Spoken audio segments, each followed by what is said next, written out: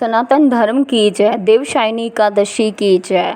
धर्मराज युधिष्ठिर बोले कि हे भगवान कृष्ण, आषाढ़ माह के शुक्ल पक्ष की एकादशी का क्या नाम है और उस दिन कौन से देवता की पूजा होती है तथा इसकी विधि क्या है, सो विस्तार पूर्वक कहिए। श्री कृष्ण भगवान जी बोले, हे राजन, एक समय नारद जी ने ब्रह्मा जी से यही प्रश्न पूछा था। तब ब्रह्मा जी बोले कि हे नारद, इस एकादशी का नाम देवशयनी एकादशी है और इसको पद्मा एकादशी भी कहते हैं। व्रत करने से विष्णु भगवान प्रसन्न होते हैं। मैं यहाँ एक पौराणिक कथा कहता हूँ, ध्यान पूर्वक सुनो। सूर्यवंशी मन्यदाता नाम का एक राजा ऋषि था।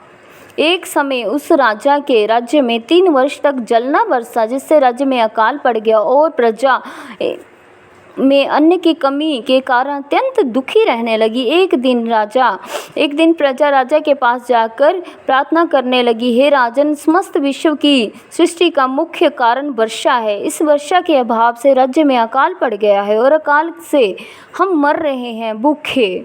हे राजन, आप कोई ऐसा उपाय बतलाइए जिससे हम लोगों का दुख दूर हो। इस पर राजा मन्यदाता बोला है कि आप लोग ठीक कह रहे हैं, वर्षा से ही जल अन्न उत्पन्न होता है। वर्षा न होने से आप लोग दुखी हैं। राजा के पाप के कारण ही प्रजा को दुख भोगना पड़ता है। मैं बहुत सोच विचार कर रहा हूँ, फिर भी मुझे अपना कोई दोष दिखाई नहीं दे रहा। मैं आप लोगों के दुखों को दूर करने के लिए बहुत यत्न कर रहा हूँ। ऐसा कहकर राजा मन्यदाता भगवान की पूजा कर कुछ आदमियों को साथ लेकर वन को चला गया। वहाँ वह ऋषियों के आश्रम में घूमते घूमते अंत में ब्रह्मा जी के पुत्र अंगिरा ऋषि के पास पहुँचे। वहाँ मुनि अभी नित्य कर्म से निवृत्त हुए थे। राजा ने उनके सन्मुख प्रणाम किया और मुनि ने उनको आशीर्वाद दिया और बोले, हे राजा, आप कुशल पूर्वक तो हैं, आपकी प्रजा तो कुशल पूर्वक होगी।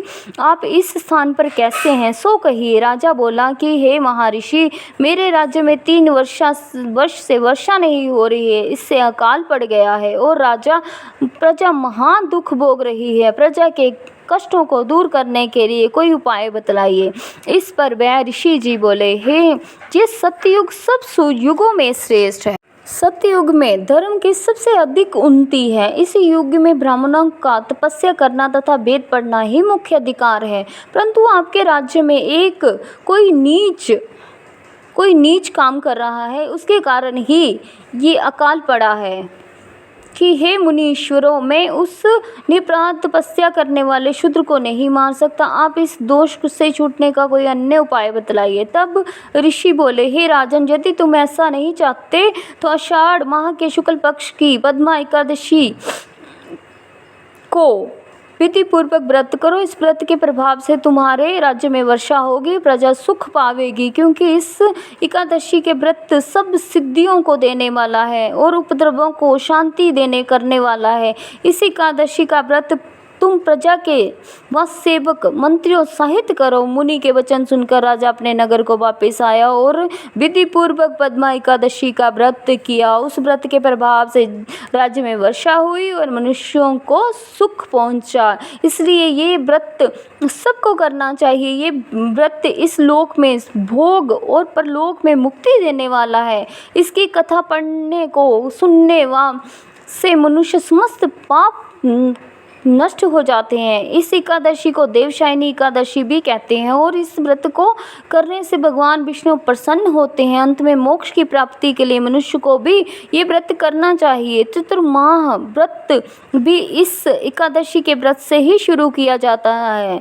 कुंती पुत्र युधिष्ठिर भी बोले कि भगवान विष्णु का शयन व्रत किस प्रकार किया जाता है, सब कृपा पूर्वक कहिए। श्री कृष्ण जी बोले, हे राजन, अब मैं आपको विष्णु शयन का व्रत कहता हूँ और साथ ही साथ चतुर्माह व्रत भी कहता हूँ। आप संक्रांत, अमावस्या, एकादशी को व्रत करना शुरू करें। जितना हो सके दान करें, वेद पाठ करें और नित्य शास्त्र कर्म करें, शास्त्र पढ़ें, अध्ययन करें। हर हर महादेव।